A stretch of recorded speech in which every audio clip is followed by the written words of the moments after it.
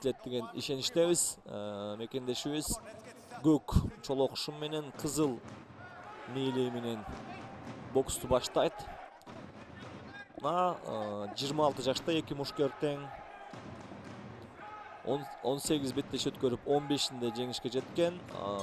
Мекендешибиз атандашы болсо 65-76 тең жеңишке жеткен мушкер.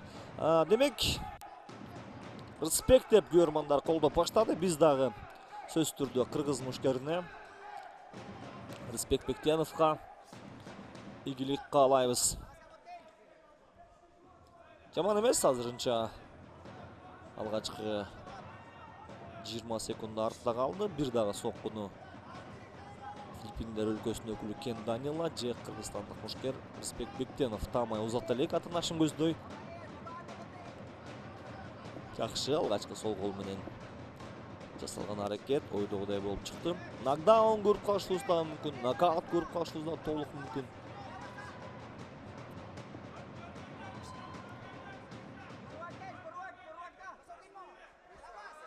Жаман эмес, Кен Данила активдүүрөөк.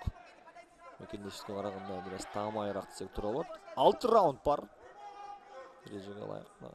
Негизги ушул дүйнөлүк бокс уюмунда 12 раунд профессионал мушкерлер убагында беттеш өткөрөт. 3 мүнөттө элестетиңиздер. 36 мүнөт мушташуу, боксташуу өтө абдан кыйынчылык туудурат. Бир аз мурун көрдүк. Жеңиш Улпатов менен Никито Эританын беттешинде эки мушкер тең аябай чарчап калды. Жаман эмес, 1,5 мүнөт артта калды азырынча. Эки мушкер тең атандашын байкап, алыс тарабын изилдеп жатышат бири-бирин.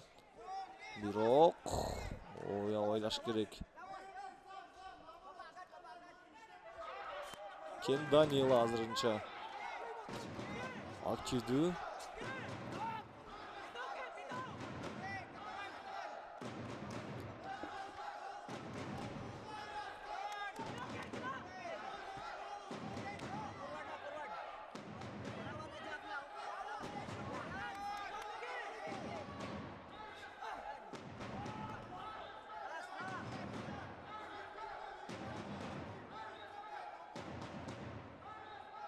Кыргызстан деп көрөрмандар дагы да болсо колдоп кубаттап жатат.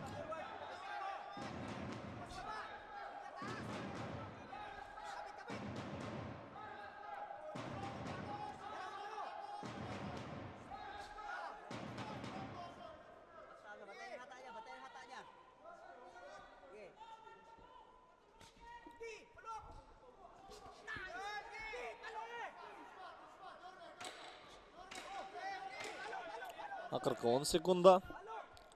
Биринчи раунд менин оюмча ушул конок мушкердин пайдасына чечилди окшойт.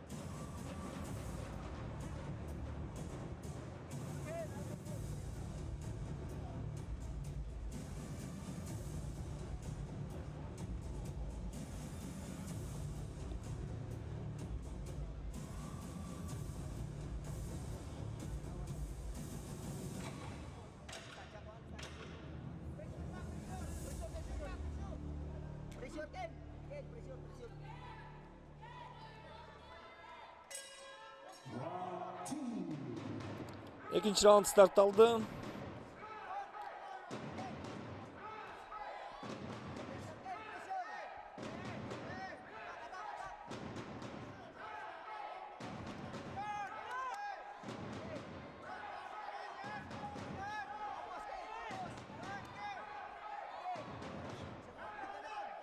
Респект деп көрөрмандар дагы да болсо биздин мушкерди колдоп кубаттап жатат.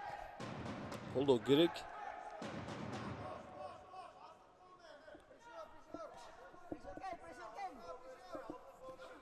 Жакшы, оң гол, сол гол, кезек менен соккулар узатылууда. Жакшы. Шашылбаш керек, ашыкпаш керек албетте.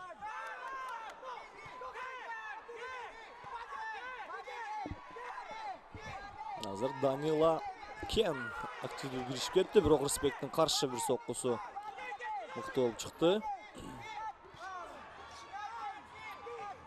Жаман эмес. Ой, жакшы, оң гол, сол гол.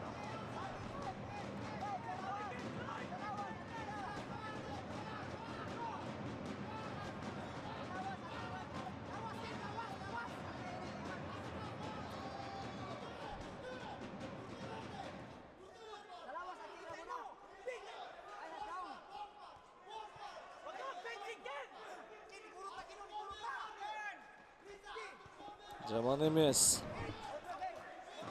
Рысбек Бектенов. Физикалык жактан Филиппиндер өлкөсүнүн мушкери бир аз күчтүүрөөк мекендешибизге караганда.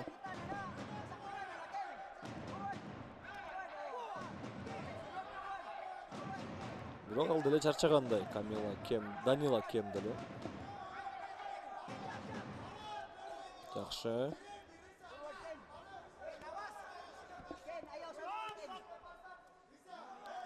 Калсын стоп деген белгисин уккандан кийин дароо токтош керек. Эгер укпаса, анда калыстар упайларын кыскартып салат, кемитип салат, аны дагы унутпашы керек. Бара бер деп азыр Рысбек Бектеновдун секунданты. Жакшы кеңеш берип жаткандай, жакшы бир соккунун эсине айланып калды. Жакшы. Жакшы. 15 секунда, жакшы. Ой, сонун.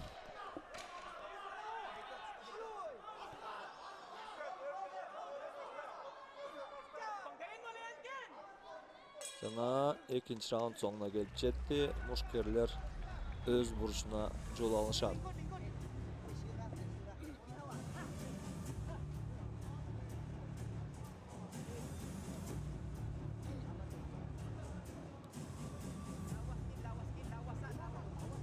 Рысбек Бектенов экраныңызда да болуп өттү.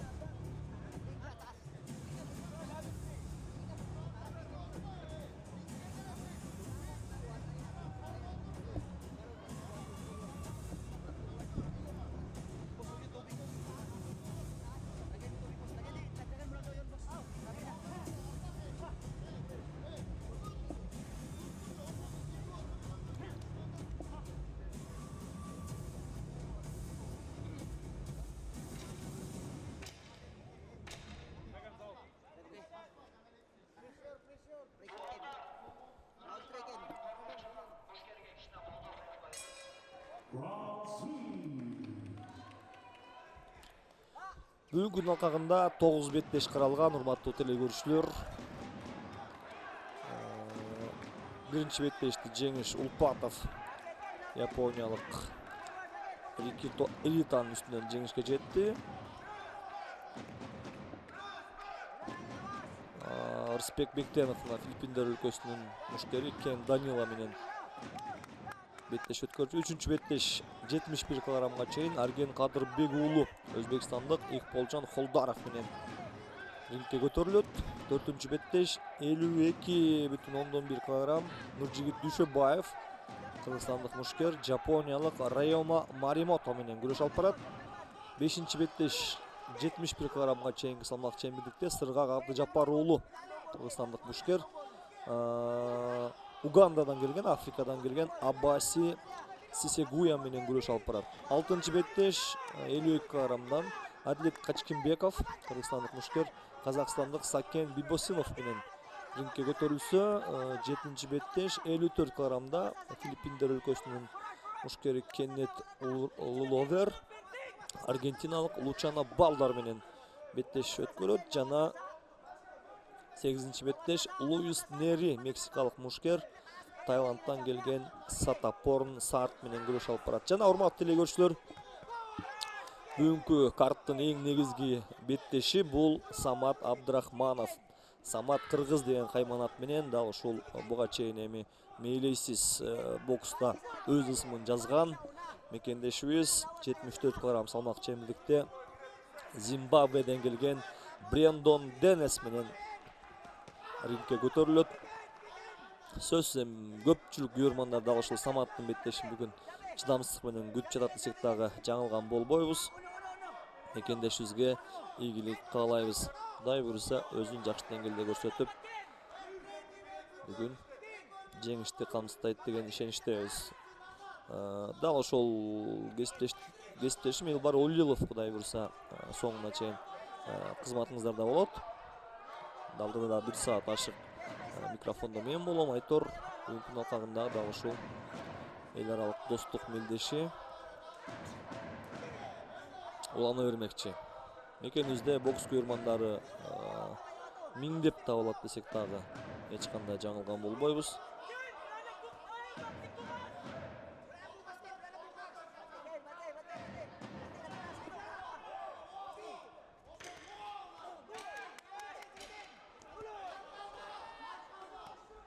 Жакшы.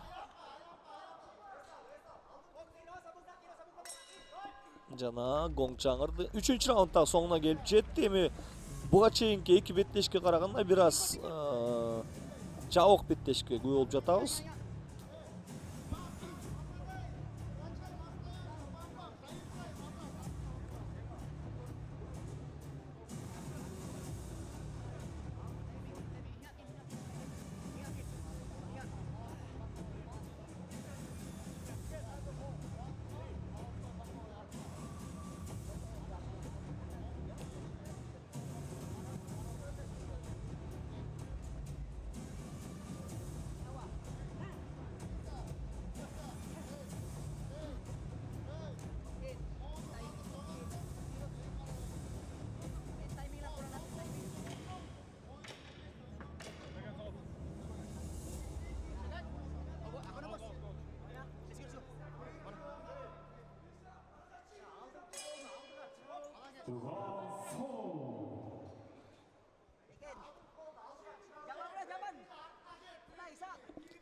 Төртүнчү раунд стартталды. Рысбек Бектенов кызыл мээлей менен, кара чолокшум менен. Жакшы. Атандашы Кен Данила, Филиппиндер өлкөсүнүн өкүлү, мушкери. Кара көк мээлей менен, көк буштан чыккан.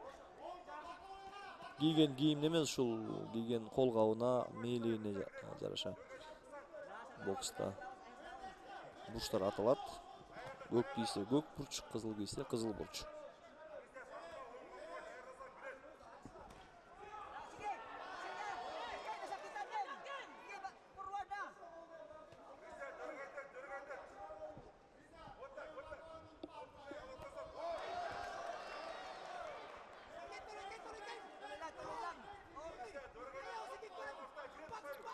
Жакшы, оң кол, сол кол, кезек менен азыр эми акырындык менен Рысбек Бектенов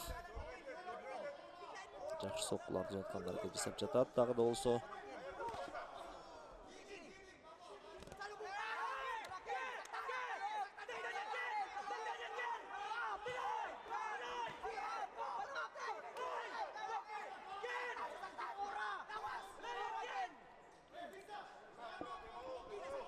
Bir жарым мүнөт убакыт бар бул раунддун соңуна чыгышына.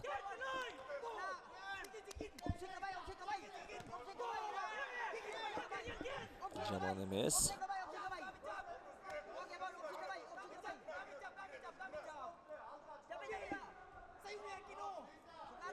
Окуя дагы да болсо жакшы нукта өнүгүп жатат. Баракелде азыр Рысбек Бектенов.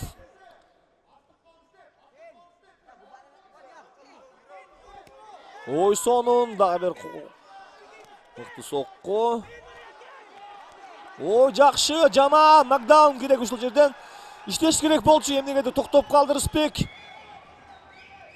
Ох, антен десең Рысбектин дагы мурду канап кеткен. Денесине чейин канагып кеткендин көрүнүштөр. Рысбек деп көрөрмандар колдоп жатат.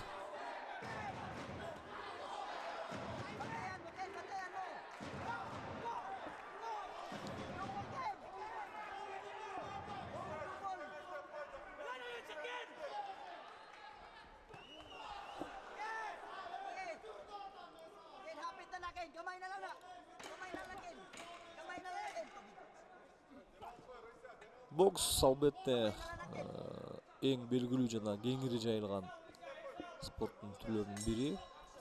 Биз айтып өттүк буга чейин, мекенибизде дагы абдан жакшы деңгээлде өнүккөн, мыкты мушкерлер чыккан, чыгып жатат дагы да болсо, чыга берет деген ишеничтебиз. Рысбек Бектенов мурду канап кеткен эле болбосо, менимче калганын баары жакшы. 4-чү раундду толук кандуу Рысбек Бектенов өз пайдасына чече алды. Бул болсо Кен Данилов өлкөсүнө өкүлү. 60 килограммга чейинки салмак ченindеги балбандардын боксун көрүп жатабыз. Мындан кийин 71 килограммга чейинки салмак ченинде Арген Кадырбек уулу өзбекстандык Икболжон Холдаров менен рингге көтөрүлөт. Мекендешибиз албетте ишти дагы чыдамсыздык менен күтүп калабыз.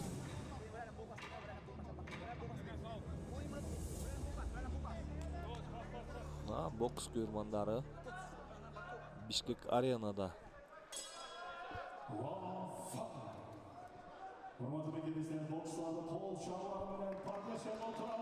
Өзүнө жаккан спортчуну колдоп жаткандыгын кубануу менен сүйүнүү менен айтып коелу. Демек, бокс жөнүндө бокс бул албетте эки спортчунун атайын эрежелери боюнча рингте мушту менен кармашкан спорттун түрү. Ар бир спортчу атаандашын так жана күчтүү соккулар менен упай топтоо же нокаут кылуу аркылуу жеңүүгө аракет кылат.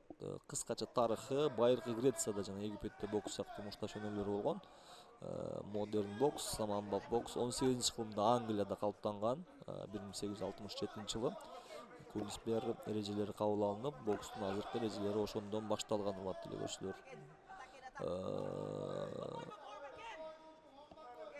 Салмак категориялары ар кандай. Бокстун спортчулары адилеттүү таймаштын салмагына жараша бөлүнөт.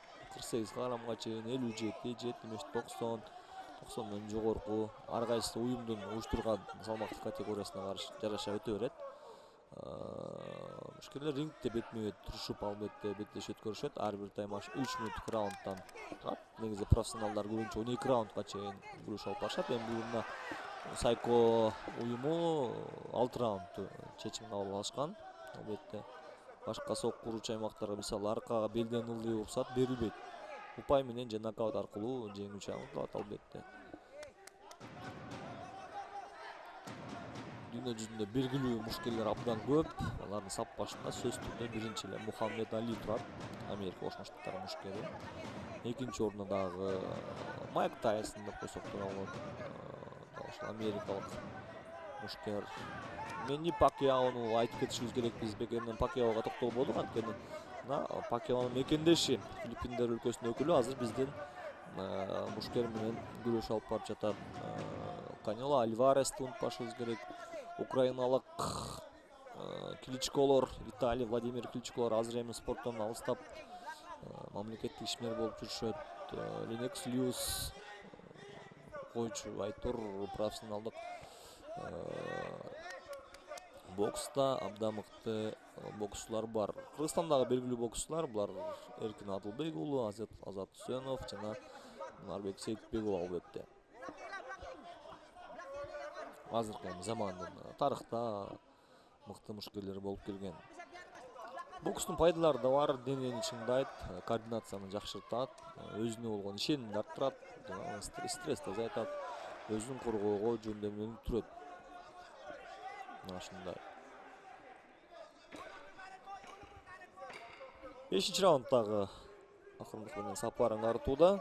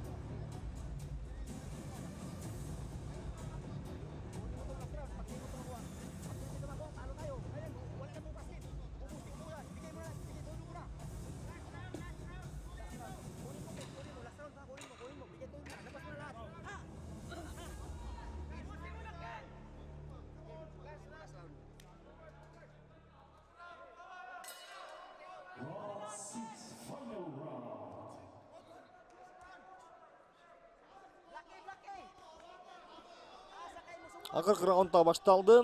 Men oyunca bekendешimiz Рысбек Бектенов бұл беттешті өз пайдасына чешіп жатады.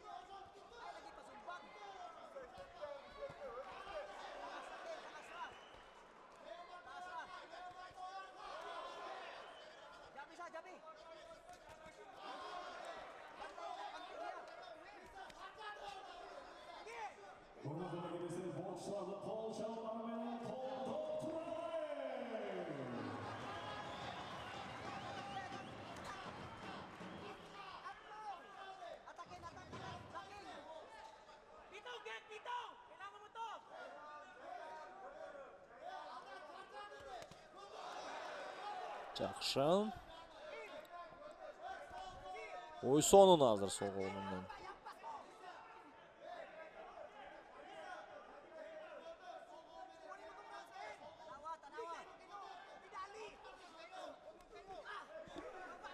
Жақшы.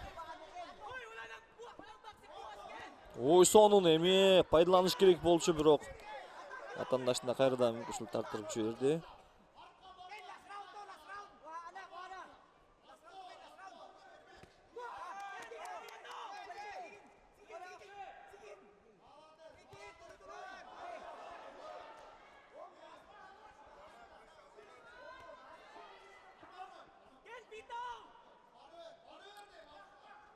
Бара бер деп дагы да болсо колдоп кубаттап секунданты кеп кеңешин айтууда.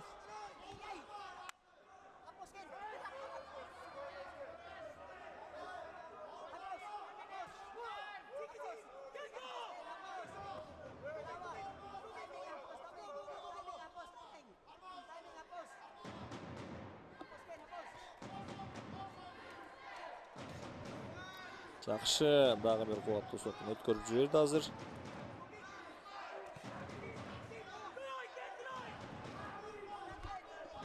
Жаман эмес.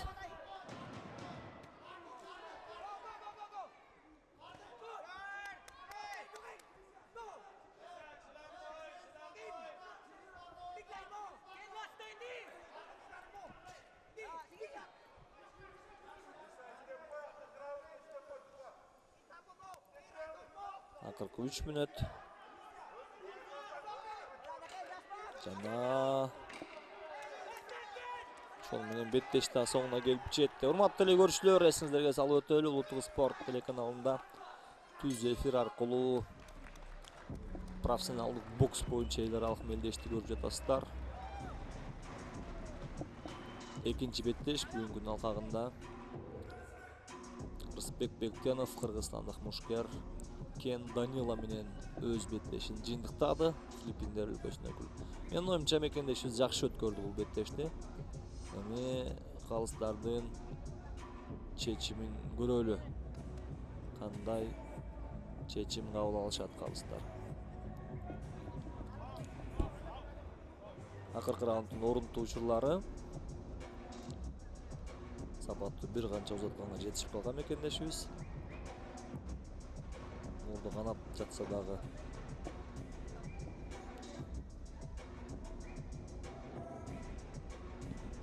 соңуна чейин беттеш өткөрдү албетте.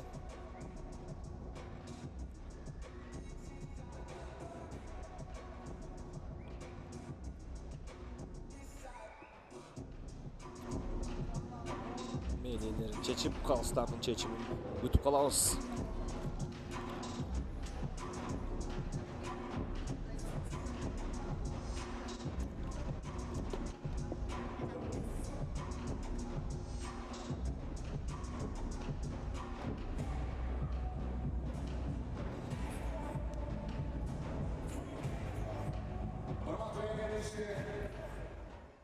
Биздин экинчи керемет беттеш үчүн мушкерлерге бир дүркүрөтө кол жаап коюңуздарчы.